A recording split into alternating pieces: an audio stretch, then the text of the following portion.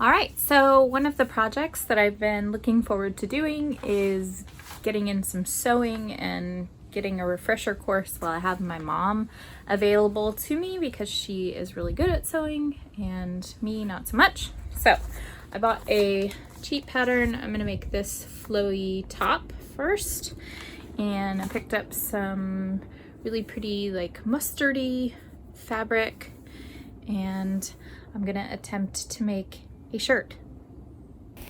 The first step of this process is to cut the pattern out with scissors and then to pin each piece of the pattern onto the fabric that you're going to use so that you can get nice straight lines when you cut it. Okay, we just pinned and now it's time to cut. Even though cutting is a really easy skill, I found that this was the most challenging part of the project because the material moves around a lot while you're trying to cut, and also my scissors weren't really sharp, so it took a lot longer to cut than I thought it would. But I was lucky to have my mom's help. Okay, we have done our pieces and pinned them to see what it will look like. Now we get to sew it. Putting the pieces together with the sewing machine is probably the most fun and the easiest part of the project, but my mom doesn't let anyone touch her sewing machine, so she helped with this part of the project, but I made sure to watch closely. Okay, we have most of it sewn, and now we're going to do the interface.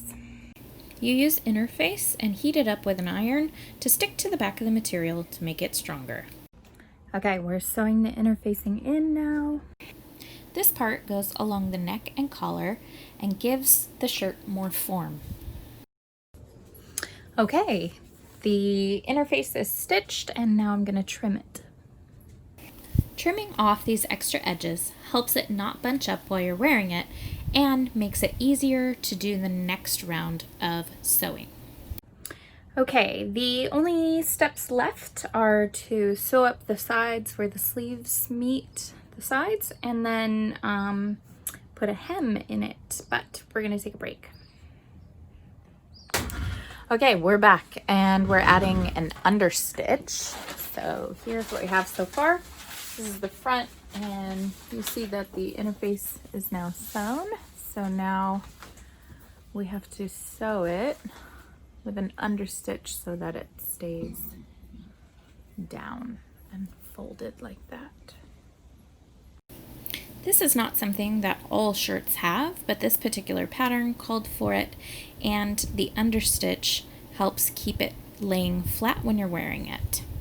All right, understitch is done, and the last part is to put the hem in.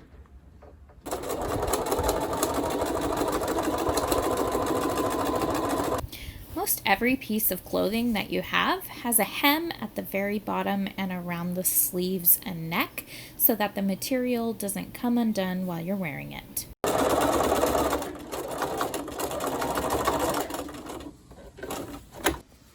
All right, so we're done. We're gonna go over it with the iron really quick, and then I'll try it on. Okay, so we're done sewing the shirt. Here's what it looks like. And it looks a lot like the pattern, but I think for me it's a little too big here. But when I tuck it in on the sides, I think that it looks nice and flowy, and even though it took a long time and was kind of hard to make, I enjoyed it, and I hope I get to make another shirt soon.